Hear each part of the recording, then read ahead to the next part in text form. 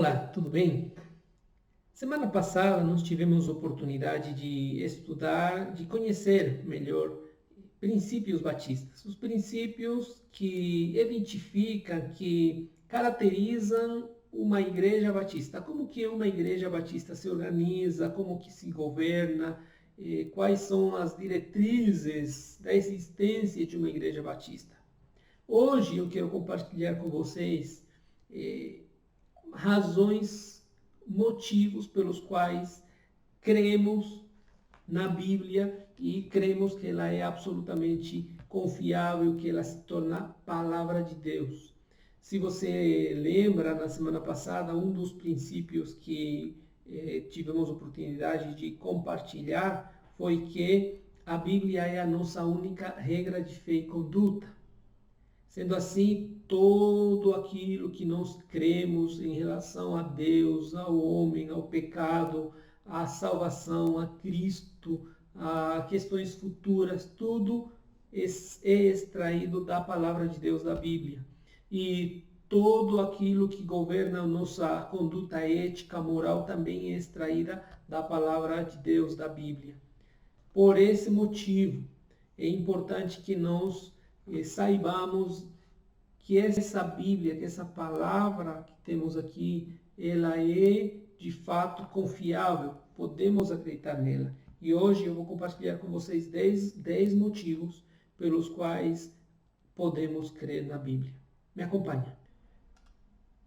Razões para crer na Bíblia. A primeira razão é a sua honestidade. Veja que a Bíblia representa a natureza humana tal qual ela é. O homem é um ser hostil a Deus. O homem tem um futuro de perdição. O homem, ele não tem em si próprio nenhuma questão digna de um Deus santo e perfeito. A Bíblia vai ensinar que o caminho para o céu é estreito e que o caminho para o inferno é largo. A Bíblia vai mostrar que o ser humano, sem a ação de Deus, ele está total e completamente perdido. Com certeza, as Escrituras elas não foram escritas, não foram feitas para por alguém com uma opção ou com uma visão otimista, né, da natureza humana. Toda vez que nós olhamos para a Bíblia e vemos os heróis da fé, os heróis, aqueles que são os patriarcas, aqueles que são considerados exemplos de vida, de fé, de conduta, podemos ver que eles também são descritos como homens falhos, homens que precisaram de uma ação de Deus, de um encontro com Deus, de uma transformação da parte de Deus. Por exemplo, vemos Davi, um rei que a Bíblia descreve como homem conforme o coração de Deus, o segundo o coração de Deus, que cometeu adultério. E não só adultério, mas homicídio também. Vemos um Abraão que, cheio de medos e temores, que quando entra no Egito, ele descaradamente mente e expõe a sua própria esposa a uma situação totalmente indesejada. Vemos Moisés, que foi receptor dos 10 mandamentos, o homem que no início foi homicida, ele cometeu um homicídio. E assim nós vemos a Bíblia sendo muito honesta em relação à sua descrição do caráter do homem. A segunda razão para crermos na Bíblia é a sua preservação. O que isso significa? A Bíblia é o livro mais preservado da história da humanidade. Não existe outro livro que se tenha mais manuscritos e mais pergaminhos do que a Bíblia. Quando comparados com autores clássicos, como esses do quadro, Herodoto, Júlio César, Tucídides, Tácito, Plínio ou as obras de Platão, a qualidade dos pergaminhos da Bíblia é abismalmente maior. Então a Bíblia demonstra que ela é confiável porque ela foi preservada de uma maneira até miraculosa. Eh, Tem sido descobertos até semana retrasada, se eu não estou enganado, mais uma descoberta que veio a trazer a confirmação de que aquilo que temos como Bíblia, como palavra de Deus, não é outra coisa a não ser uma cópia daquilo que já foi escrito faz milhares de anos.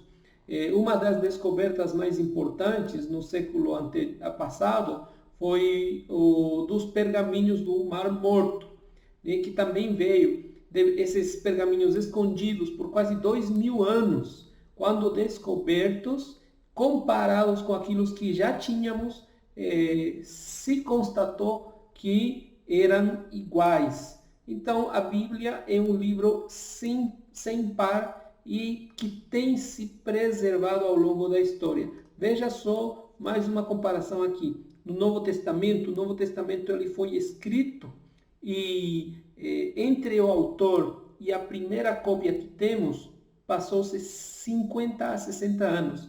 E sabe a quantidade de manuscritos que temos, que existem no mundo?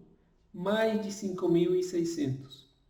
Então a Bíblia, mais uma vez eu digo, é um livro ímpar, que ela demonstra que é confiável porque ela foi e é preservada de uma maneira extraordinária, até sobrenatural.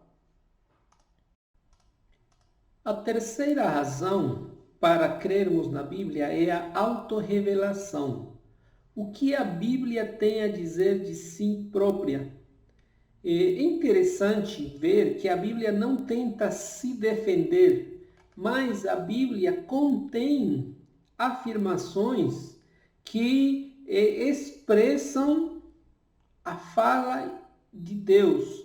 Por exemplo, só em Gênesis, no primeiro capítulo, está escrito disse Deus.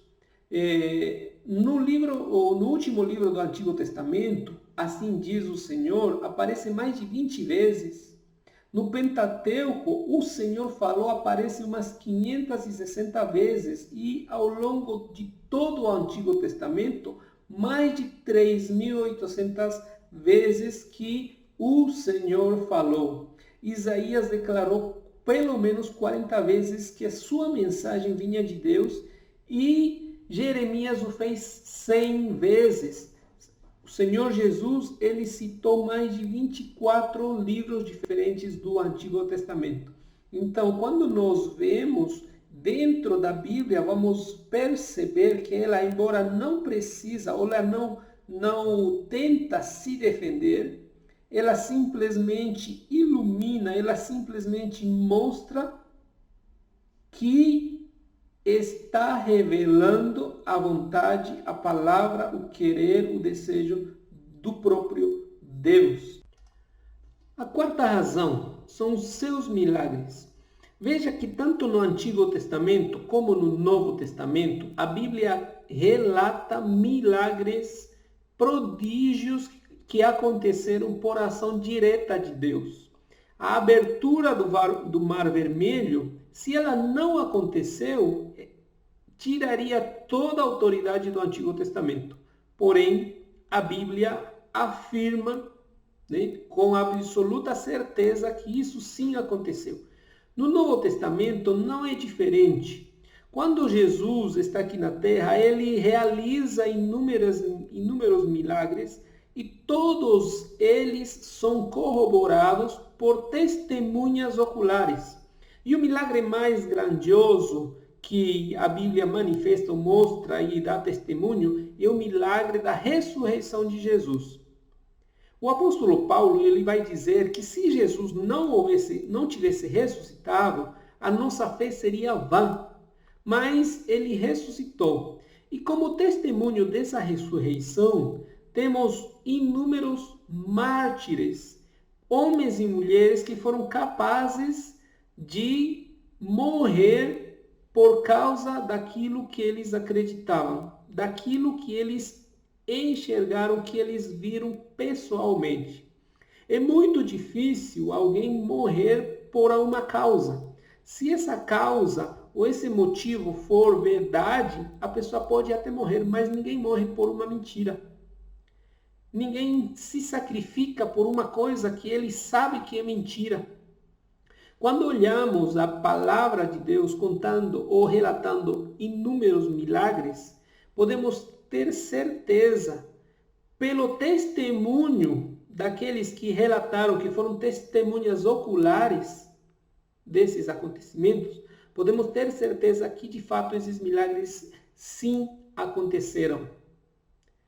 E o fato desses milagres acontecerem é mais um motivo para nós crermos que a Bíblia é real, é verdadeira e é digna de credibilidade. O Senhor Jesus vai dizer para seus discípulos que esses sinais acompanhariam aos que crerem nele. Então, os milagres são sinais que confirmam a obra e a presença de Deus. E neste caso, eles confirmam a autoridade da Bíblia, da palavra de Deus. Número 5, sua unidade. Pegue um livro de biologia de 60 anos atrás.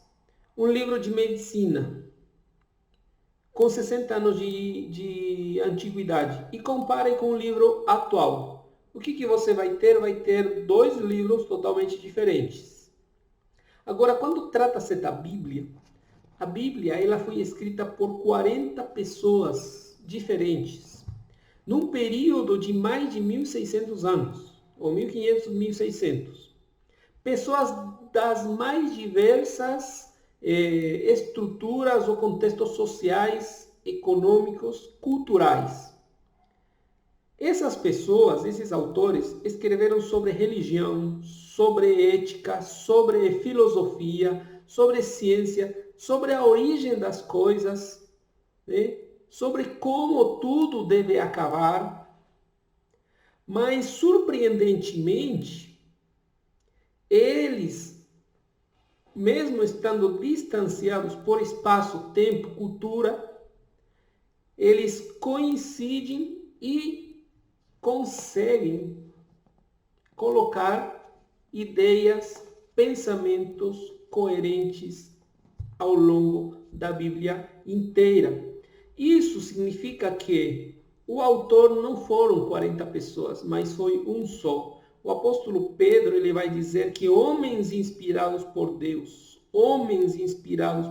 escreveram aquilo que o Espírito Santo insuflou neles e é o que hoje temos como a palavra de Deus. Número 6. A veracidade histórica, geográfica e científica. Embora a palavra de Deus, a Bíblia, não é um livro de ciências, não é um livro de geografia, nem é um livro de história. Ela contém história, ela contém geografia e contém ciência. E ao longo dos anos, dos séculos, a Bíblia tem sofrido inúmeros ataques da mal chamada ciência, aquela ciência que tenta, ou história, ou geografia, que tenta desqualificar a palavra de Deus. Porém, uma e outra vez, a Bíblia vem se mostrando veraz, vem se mostrando autêntica e autoritativa quando ela fala desses temas, esses aspectos. Por exemplo, o apóstolo Pedro ele vai dizer numa das cartas dele que os elementos ardendo iam se fundir. Esse texto foi muito utilizado por pessoas que falavam que a Bíblia não poderia ser palavra de Deus porque estava falando uma falácia, uma coisa irreal. Só que o apóstolo Pedro, na linguagem dele, o que ele estava falando? Não era outra coisa a não ser de fusão nuclear. Uma coisa que foi descoberta com o passar dos anos dos avanços científicos. Então, o que acontece é que, ao longo do tempo, com o decorrer do tempo, a ciência, aí vai confirmando aquilo que a Bíblia disse. Arqueólogos, por exemplo, na questão da história e da geografia, arqueólogos uma e outra vez descobrem evidências, lugares que nas escrituras já estavam descritos, né? Mais de 40 reis diferentes e de diferentes países foram mencionados na Bíblia e documentos fora a Bíblia foram encontrados em relação a esses reis. Então, quando a Bíblia fala, o que a verdadeira ciência vai fazer é confirmar aquilo que a Bíblia diz. Número 7, a sua validação por Cristo. O Senhor Jesus, mais do que nenhum outro, defendeu com a vida e com as suas atitudes a palavra de Deus, a Bíblia e o estudo dela.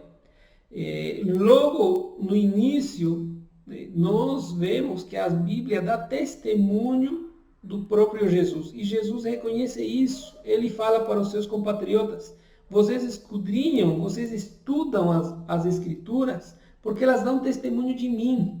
E quando ele foi tentado, ele usou a própria Bíblia, a própria palavra de Deus, para rejeitar a tentação. Então, ninguém defendeu melhor a Bíblia quanto o próprio Jesus de Nazaré. Ele recomenda o estudo, a leitura da palavra do Senhor, não só através do seu ensinamento, mas também através da sua própria vida, do seu próprio exemplo. O Senhor Jesus, ele destaca claramente que ele acreditava nas Escrituras, que as Escrituras davam testemunho dele. E se ele valida a palavra de Deus, a Bíblia, então nós com certeza também podemos confiar e podemos crer nela. Número 8, a exatidão profética da palavra de Deus, da Bíblia. Veja que não existe outro livro que possa se comparar à Bíblia nesta questão. O próprio Deus vai dizer: perguntai-me ao respeito das coisas futuras. Deus é quem tem a prerrogativa de conhecer o futuro e de revelar ou manifestar o que no futuro pode acontecer. E a Bíblia, sendo autoria do próprio Deus, ela contém inúmeras profecias a partir do primeiro livro, do Gênesis, né, até o livro de Apocalipse. Na verdade, existe uma comparação de que seria, no caso, um versículo a cada 6 versículos na Bíblia fala de algum evento profético. O próprio Moisés falou nos livros de Isaías, livros de Jeremias, a profecia é o mais comum. Então, quando a Bíblia fala do futuro, de fato é revelação que Deus traz para o homem. Mas a maior manifestação de cumprimentos proféticos se deram na própria vida do Senhor Jesus. Só na vida curta que ele teve aqui na terra, foram cumpridas mais de 300 profecias na vida dele. E o próprio Senhor Jesus, ele também profetizou, ele falou de eventos futuros que foram se cumprir. O mais próximo à morte dele foi a destruição do templo, né? O templo foi destruído 40 anos depois de que Jesus morreu e ressuscitou. Então a Bíblia, ela é muito ousada quando fala de eventos futuros, quando ela fala de profecia. E isso por quê? Porque o autor da Bíblia é aquele que conhece o presente, o passado e conhece o futuro e pode nos revelar. Então a Bíblia é digna de confiança porque temos nela o elemento profético como em nenhum outro lugar neste mundo. Número 9, sua sobrevivência. A Bíblia, ela foi escrita, o Pentateuco, 500 anos antes da primeira escritura hindu, ou dos hindus. E 2000 anos antes do que Mohammed escrevesse o Corão, né? E ao longo de todo esse tempo, a Bíblia, como nenhum outro livro, ele sofreu ataques e continua sofrendo ataques. Intentos de destruir, de banir, de acabar com a Bíblia. Mas tudo que é feito contra a Bíblia nunca teve o sucesso suficiente como para acabar com a Bíblia. Tem uma história muito interessante de um filósofo francês que ele disse que a Bíblia iria ser extinta em menos de 100 anos. Acontece que ele faleceu e na casa dele, depois dele falecer, a sociedade bíblica do país dele comprou a casa, comprou a imprensa dele e começou a publicar e a distribuir Bíblias. Olha a ironia. A Bíblia, ela se mostra indestrutível, ela sobrevive e ela vai sobreviver até a consumação do tempo, até o Senhor Jesus voltar. E décimo lugar, a razão pela qual podemos crer na Bíblia é o poder que ela tem de transformar vidas, de transformar pessoas, de mudar vidas, de trazer mudança para o interior do ser humano. Lembra a primeira razão? Ela é extremamente honesta. A Bíblia, ela mostra a pecaminosidade, a condição de pecado, de perdição do ser humano. Mas a própria Bíblia, ela traz a solução e traz a transformação. Homens e mulheres que se rendem a Cristo Jesus são transformados, são mudados, vêm a nascer de novo e são inclusos na família de Deus.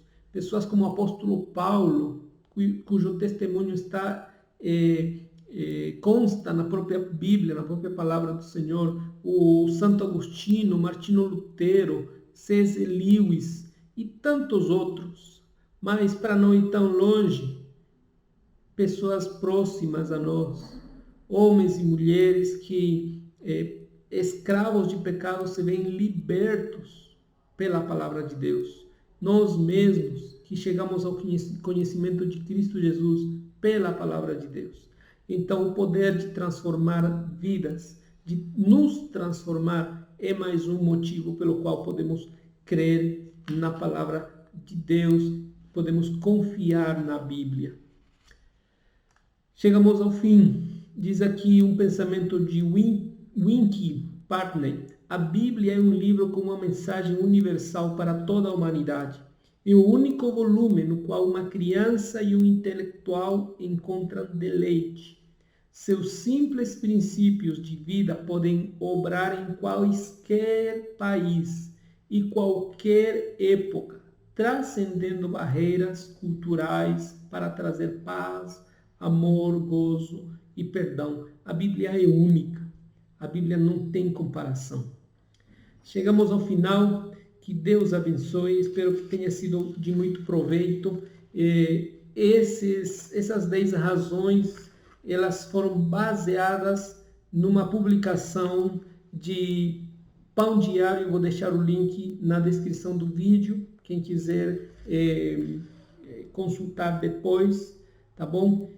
Próxima semana, se Deus assim o permitir, vamos dar continuidade aos nossos estudos e agora sim já estaremos entrando na doutrina bíblica propriamente dita, tá bom? Um grande abraço, Deus abençoe e obrigado por nos acompanhar.